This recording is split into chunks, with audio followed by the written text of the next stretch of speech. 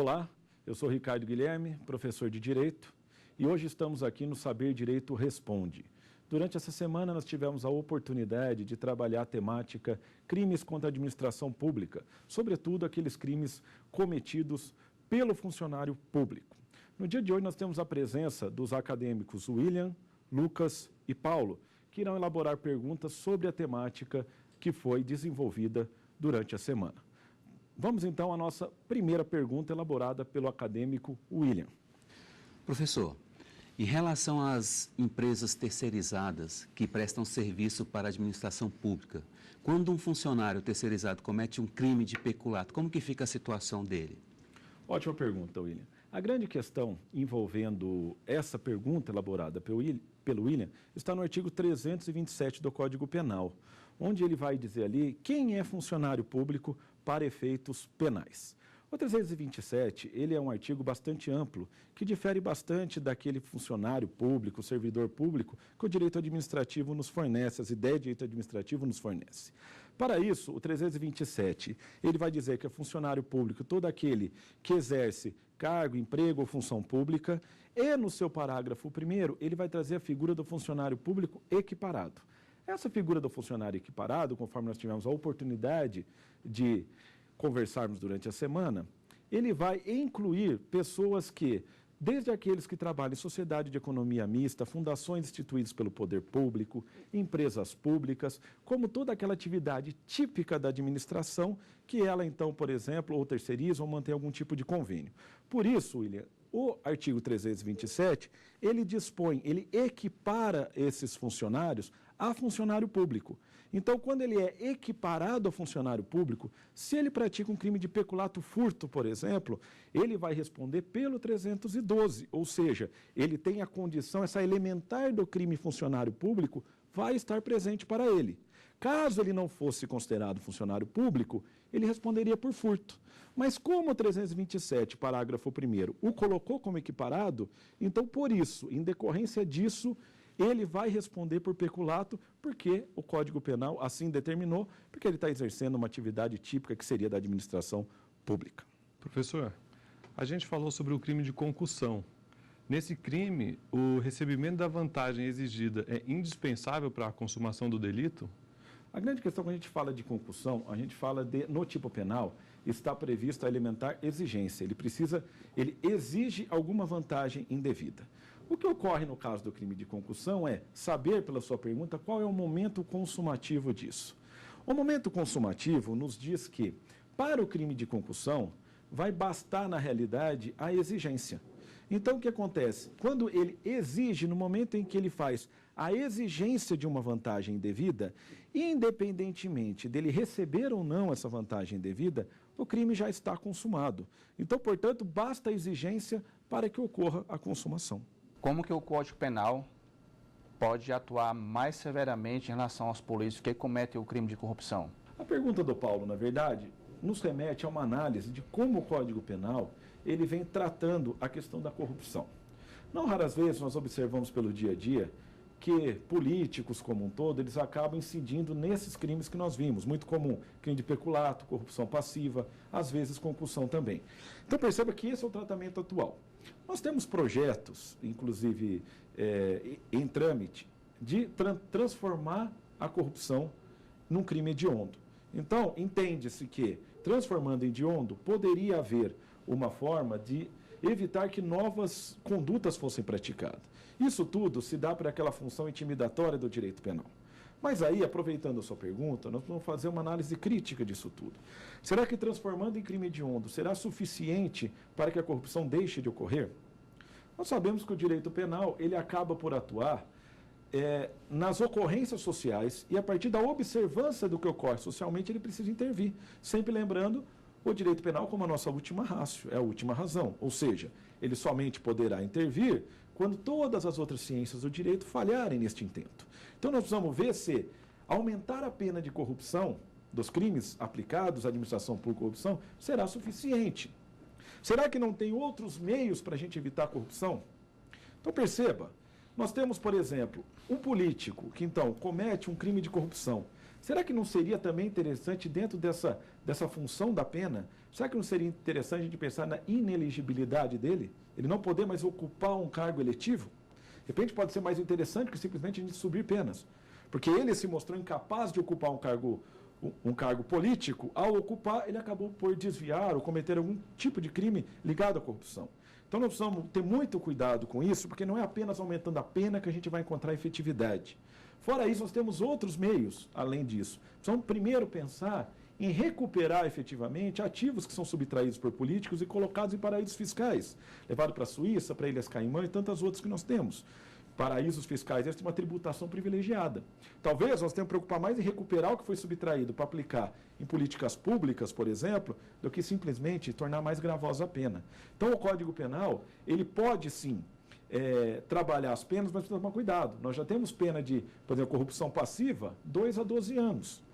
Na concussão, 2 a 8. Até tratamos durante o nosso curso essa incoerência na pena. Quando a concussão exige, ela 8 anos. A corrupção passiva, que solicita 12, por causa de uma alteração posterior que não se cuidou da técnica, da proporcionalidade penal. Então, precisamos tomar cuidado com isso quando a gente fala do Código Penal. Ele pode, sim, se amoldar às ocorrências sociais, às novas possibilidades de corrupção. Mas o meu entendimento é que nós temos que pensar, primeiramente, em outras formas talvez mais eficazes do que essa. A pena já existe, não é uma pena baixa, considerando toda uma análise sistemática das penas do Código. Então, talvez, nós precisamos pensar em outros meios de se evitar, inclusive evitar que esse político retorne a ocupar o mandato eletivo ou que se interrompa esse mandato eletivo dele. Em relação ao advogado que é atribuído pelo juiz para fazer uma audiência, o advogado dativo, caso esse advogado ele venha a exigir vantagem para fazer ou deixar de fazer algum procedimento no processo, ele comete uma corrupção passiva? Durante o nosso curso, nós percebemos o seguinte, que nós temos aquele que ocupa um cargo público, um emprego público e uma função pública. Aquele que ocupa a função pública, o 327 deixou aberto, não quis fechar as possibilidades do funcionário público, deixando um caráter mais residual. Ou seja, aquele que não é regido por estatuto próprio, não é da CLT, embora seja também ocupe emprego público, mas qualquer outro que atue, mesmo que de forma como um jurado, como um mesário, por exemplo. Só que acontece, todos esses, um jurado, um mesário, eles atendem o interesse público ali. Por isso, eles são considerados, para efeitos penais, funcionário público. Ocorre que é importante diferenciar aqueles que ocupam o munus público ou apenas algum encargo específico público. Porque, nesse caso, não são considerados funcionários públicos aqueles, por exemplo, o inventariante no processo de inventário, o tutor, o curador, o síndico da falência. Porque, nesses casos que eu falei para você, prevalece o interesse particular. Ou seja, o que acontece é que, nesse caso, nesse interesse particular, eu deixo de ter eu deixo de revestir de interesse público a conduta para atingir um aspecto particular. Por exemplo, nós temos um inventariante. Ele, na verdade, ali, ele está para defender o interesse próprio dele ali, enquanto inventariante, naquela partilha dos bens, por exemplo. E, diante de tudo isso, o que vem? A figura do defensor dativo. Esse defensor dativo, muitos autores colocam o defensor dativo como alguém que exerce esse encargo público que tem um interesse particular. No entanto, isso já foi desconstruído pela jurisprudência.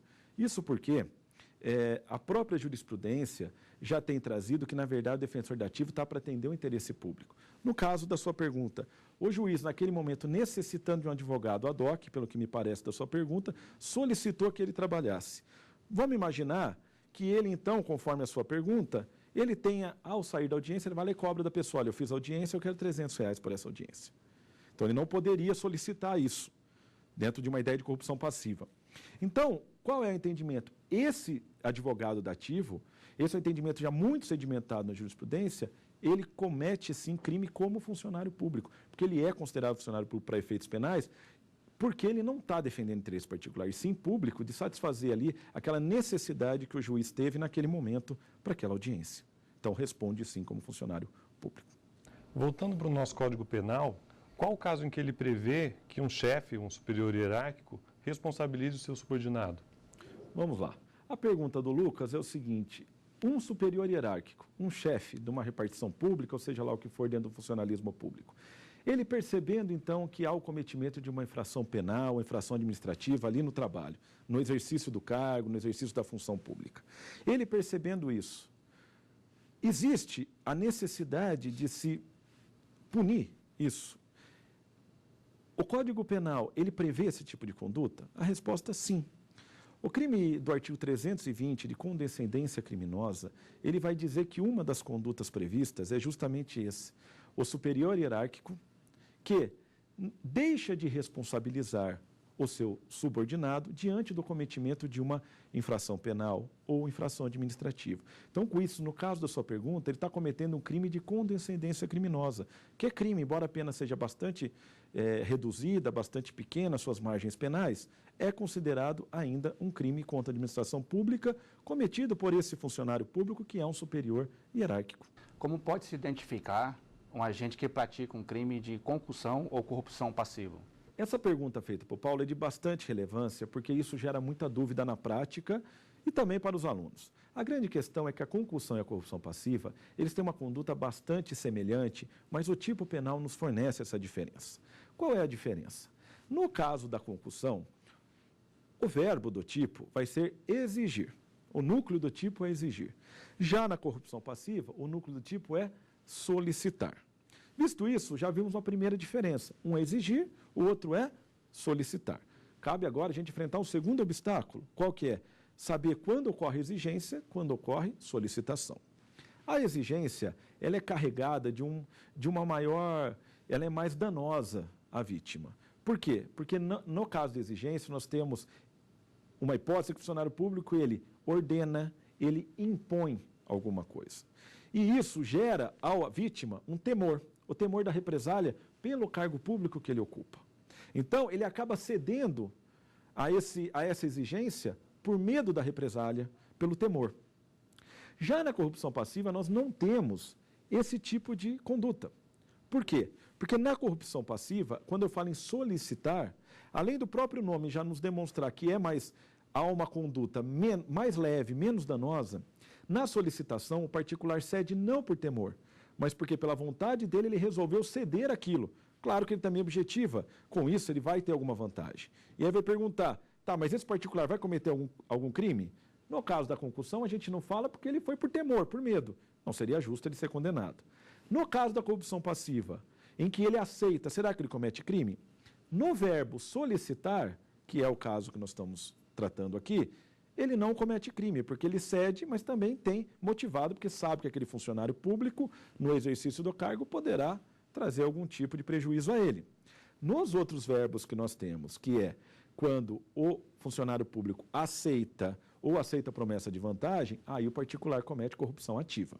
Mas a sua pergunta, a principal resposta que nós temos é, no caso corrupção passiva é solicitar, concussão é exigir. E aí nós precisamos apenas determinar essa diferença entre o exigir e o solicitar, lembrando que o exigir é algo ordenado e imposto.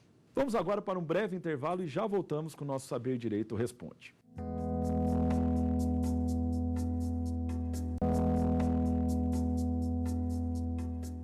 Estamos de volta com o nosso Saber Direito Responde, onde nós estamos respondendo às perguntas elaboradas pelos acadêmicos. Vamos a mais uma pergunta do acadêmico William.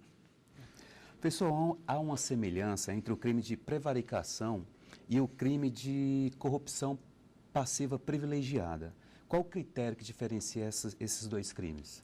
Vamos lá. A pergunta do William remete a nós pensarmos quem é que vai ser, o que está sendo satisfeito com a conduta. No caso da corrupção passiva privilegiada, ela ocorre quando o servidor público ele atua atendendo a pedido de outrem. Então, por exemplo, se um determinado policial rodoviário federal fala para os outros, olha, eu quero que vocês solicitem valores dos próximos carros que pararem. E eles vão agir atendendo a pedido de outrem. Isso é caso de corrupção passiva privilegiada. Qual é o sentimento do funcionário público que solicita? Atender pedido de outra pessoa. No caso da prevaricação, o sentimento é outro que move. É justamente o sentimento pessoal. Ou seja, ele vai agir para atender um sentimento pessoal e não um sentimento de outrem. Então, essa é a diferença. Nós temos que verificar de quem que vai ser o interesse. No caso da corrupção passiva privilegiada, ele está atendendo o interesse, por exemplo, do seu chefe. No caso da prevaricação, é um interesse próprio. Qual interesse é esse? Pode ser dos mais variados, desde a amizade a qualquer outro. Então, essa é a principal diferença. Vamos a mais uma pergunta agora do acadêmico Lucas. Professor, nós falamos sobre as modalidades de peculato. Minha pergunta é a seguinte: o funcionário público que se apropria de bem particular apreendido comete o crime de peculato apropriação?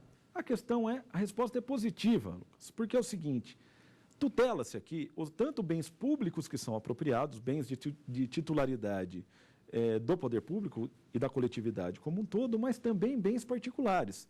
Então, o que nós precisamos apenas ver para ver se comete o crime ou não, é se esse bem particular apreendido foi apropriado em razão do cargo ocupado. Então, aproveitando a sua pergunta, esse servidor público, em razão do cargo dele, ele tinha a posse lícita desse bem? Ou seja, era dele a responsabilidade por cuidar, por exemplo, desses veículos. E ele, tendo a posse lícita, em razão do cargo, ele se apropria do bem. Então, nesse caso, ele comete peculato apropriação, mesmo sendo um bem particular, porque ele se apropriou em razão do cargo.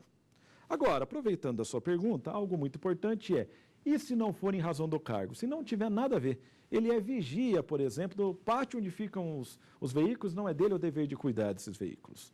Nesse caso, ele cometeria crime de furto, porque não é em razão do cargo. Mas no caso da pergunta do Lucas, a resposta é sim, porque foi em razão do cargo que esse veículo estava apreendido e ele se apropriou, cometendo, portanto, o crime de peculato apropriação. Professor, se o funcionário público furta um objeto de pequeno valor, ele comete crime contra a administração pública? Vamos lá. A pergunta do Paulo nos remete à questão do princípio da insignificância na administração pública. Esse tema é bastante controvertido porque muitas pessoas não aceitam o entendimento que a jurisprudência consolidou. Isso porque os nossos tribunais superiores já consolidaram o entendimento que não é possível, não cabe a aplicação do princípio da insignificância contra a administração pública. Por que que não cabe? Em primeiro lugar, por causa da moralidade pública. É necessário respeitar a moralidade pública. Aliás, esta é a objetividade jurídica de todos os crimes que nós estudamos. A moralidade pública e o adequado funcionamento. E mais, diz ainda a jurisprudência que não se consegue valorar qual é a quantia do bem envolvido. Então, como é um bem público em que afeta a moralidade, é impossível você valorar. Então, o entendimento é de que não é possível aplicar o princípio da insignificância contra a administração pública.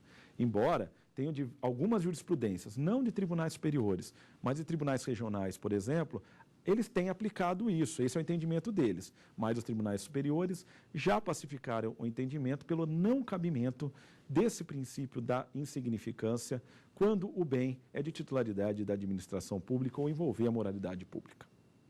Professor, é um caso muito comum. Comete crime contra a administração pública o funcionário que aceita doação ocasional? O caso da doação ocasional é bastante interessante e vem a complementar a pergunta que o Paulo fez. A caso de doação ocasional é encarado como uma exceção a essa questão do princípio da insignificância. Tem-se entendido, isso a jurisprudência já se posicionou várias vezes, que aquelas doações ocasionais recebidas por questão de ato funcional já praticado não comete crime. Durante o nosso curso, William, nós demos o exemplo de advogados, por exemplo, que presenteiam os servidores de um cartório judicial, por exemplo. Ali durante o ano, pelo serviço prestado. Percebam, o serviço já foi prestado. Então, esses crimes contra a administração, sobretudo, nós estamos falando de um ato futuro, contemporâneo ou futuro, mas não passado. E, principalmente, esse funcionário público que aceita essa doação ocasional, é importante que seja ocasional. Porque se for isso algo muito recorrente, a gente já fica difícil defendermos que não tem vinculação com o ato funcional praticado. Mas nas ocasionais, como foi sua pergunta, não existe, na verdade, dolo do sujeito, do funcionário público, em receber para fazer o comércio da sua função, para, através daquele recebimento, deixar de praticar ou fazer alguma coisa na verdade, em discordância com o que prevê a lei. Então, na verdade, a resposta à sua pergunta não configura crime e muitos encaram como exceção à insignificância. Entendem que isso é insignificante, mas eu entendo que mais que isso. Para mim, o principal aqui está na ausência de dolo. E esse é o elemento subjetivo exigido nesse tipo de crime.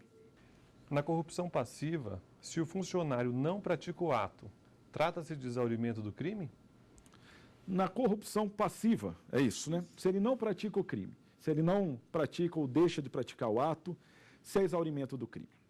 Isso é bastante importante, porque nos outros crimes que nós estudamos, muitas vezes, quando basta exigência, mas se receber, por exemplo, é exaurimento do crime. Nesse caso aqui, da corrupção passiva, propriamente dito, não se trata de exaurimento do crime. Por que não?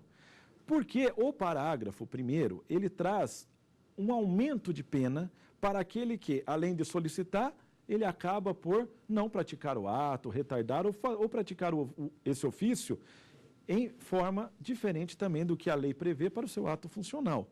Então, por isso, se entende que não é exaurimento do crime, diferente de outras modalidades. Porque, nesse caso, o Código Penal expressamente fez consignar que há uma majorante, há um aumento da pena para que ele, além de solicitar, que já consumou, ele, além de tudo, ele pratica o ato, então, em desconformidade com a lei ou com aquilo que ele deveria fazer enquanto funcionário público.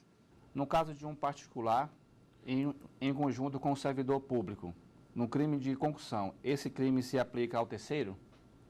Um particular, então, que age conjuntamente com o funcionário público. Essa questão, Paulo, é essencial nós abordarmos bem.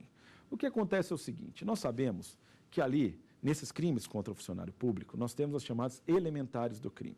A elementar do crime é ser funcionário público. Ser funcionário público é o que faz ele responder por esses delitos. Porque se eu retirar esse elementar, alguns crimes como peculato furto, ele acaba respondendo por furto.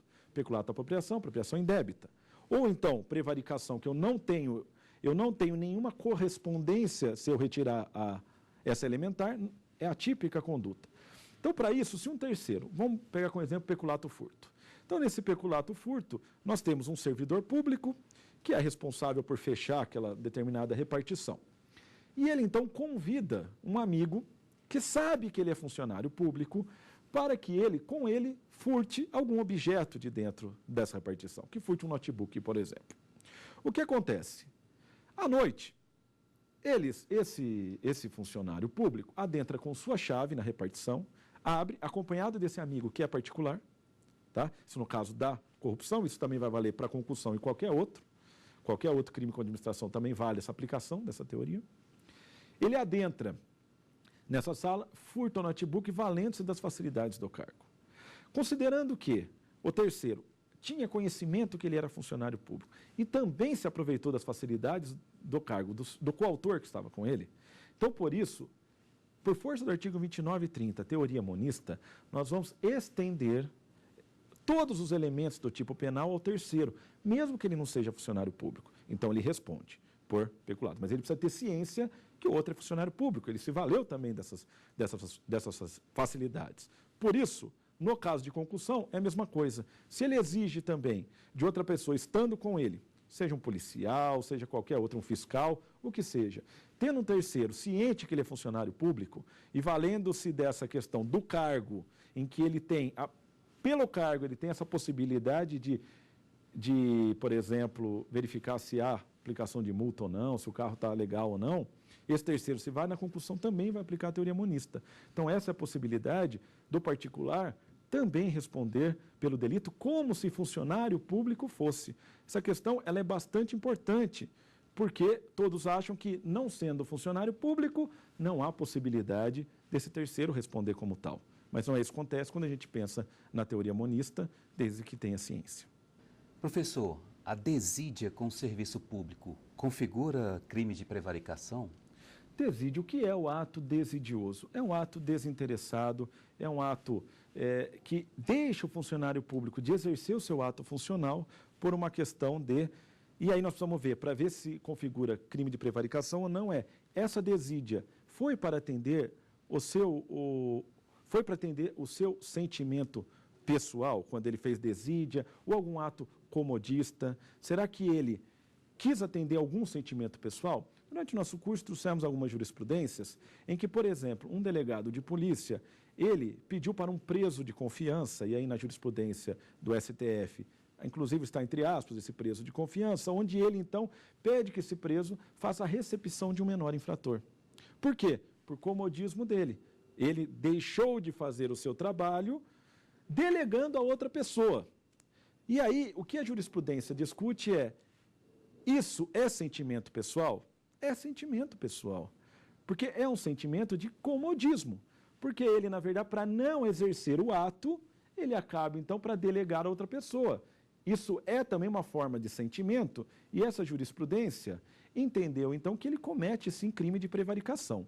O que nós vamos tomar cuidado é diferenciar esse tipo de sentimento de desídia e comodismo, que é considerado prevaricação, com atos do tipo o agir desinteressado de um servidor público. Então, por exemplo, um delegado de polícia, continuando com o exemplo do delegado de polícia, se ele demora para instaurar um inquérito policial, por exemplo, seja porque ele é mais porque ele é mais devagar, porque ele, na realidade, ou está com muito serviço acumulado, será que isso é prevaricação? A resposta vai depender do sentimento pessoal. Se for incompetência ou porque ele demora demais, isso fica para o campo do direito administrativo. Ele comete uma falta administrativa quando ele, então, não consegue dar conta do seu serviço público. Agora, o que nós precisamos ver é isso. Tem sentimento pessoal? É obrigatório que a denúncia, quando o Ministério Público oferece a denúncia, é obrigatório que ele descreva muito bem qual é o sentimento pessoal que está envolvido ali. Então, se ele não conseguir provar esse sentimento pessoal, não tem crime.